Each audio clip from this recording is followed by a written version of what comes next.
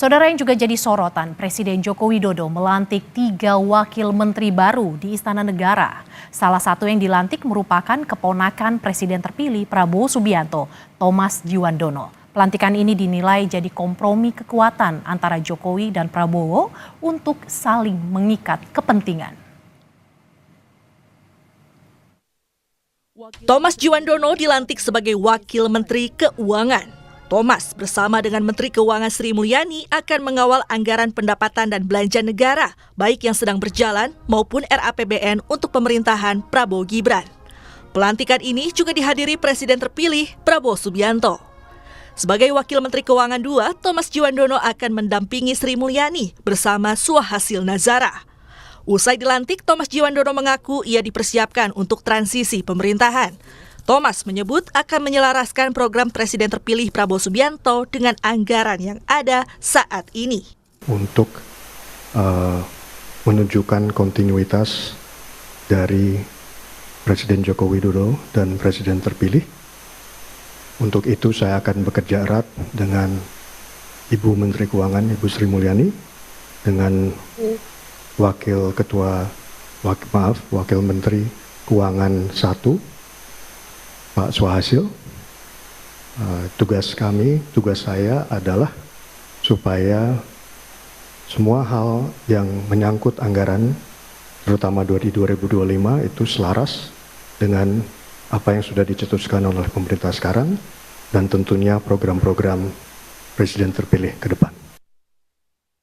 Thomas Djuwandono lahir di Jakarta 7 Mei 1972. Tommy mengenyam pendidikan Master International Relations and International Economics di Johns Hopkins University School of Advanced International Studies, Washington, Amerika Serikat, dan studi sejarah di Haverford College, Pennsylvania, Amerika Serikat.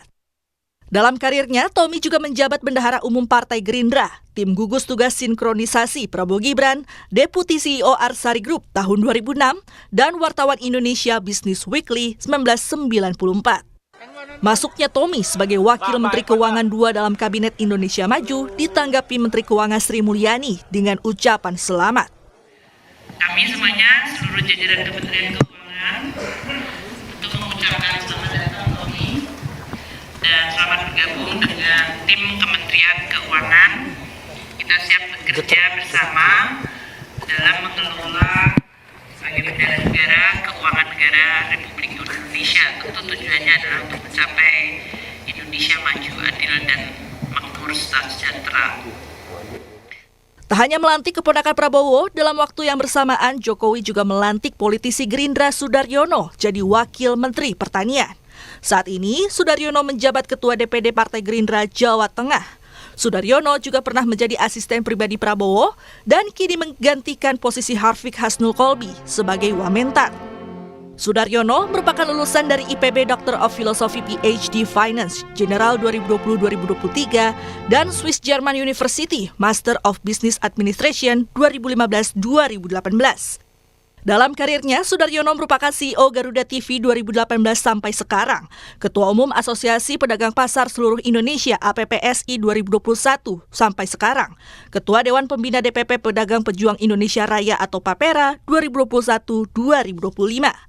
Ia juga merupakan Ketua DPD Gerindra Jawa Tengah, Wakil Sekjen Partai Gerindra 2020-2025. Usai dilantik, Sudaryono menyebut akan mengawal program ketahanan dan kedaulatan pangan di Indonesia. Tentu saja pertanian adalah sektor yang sangat penting menyangkut kedaulatan dan ketahanan pangan kita. Ketahanan dan kedaulatan bangsa kita salah satunya ada di sektor pangan.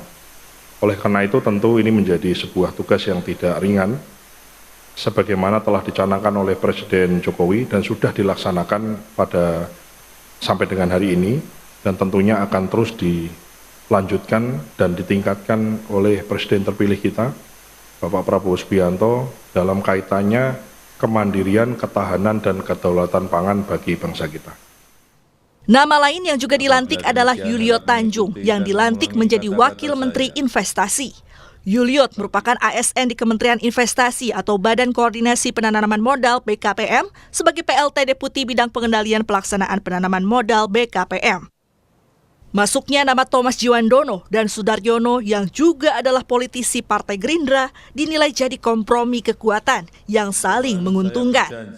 Pengamat politik Ujang Komarudin menilai Prabowo dan Jokowi tengah menjalankan politik akomodasi untuk saling mengikat kepentingan, baik saat ini maupun ketika Jokowi tak lagi menjabat sebagai presiden.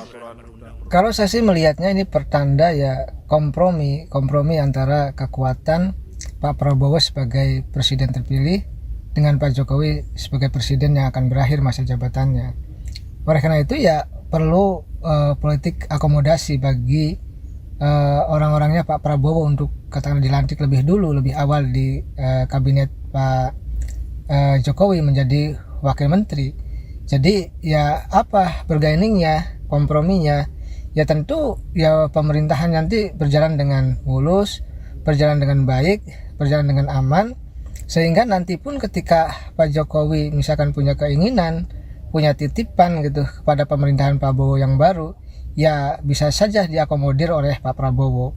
Jadi ya politik saling menguntungkan satu sama lain antara Pak Jokowi dengan Pak Prabowo, saling mengikat kepentingan, saling mengikat janji untuk ya saling menguntungkan satu sama lain.